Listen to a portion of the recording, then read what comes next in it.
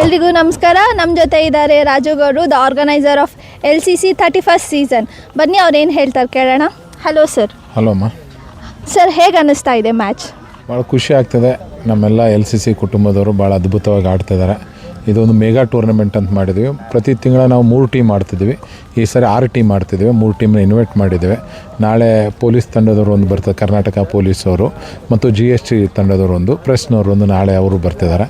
ಹೀಗಾಗಿ ಇದೊಂದು ಒಳ್ಳೆ ಮೆಗಾ ಟೂರ್ನಮೆಂಟ್ ಒಂದು ಭಾಳ ಚೆನ್ನಾಗಿ ಅದ್ಭುತವಾಗಿ ಆಗ್ತಿದೆ.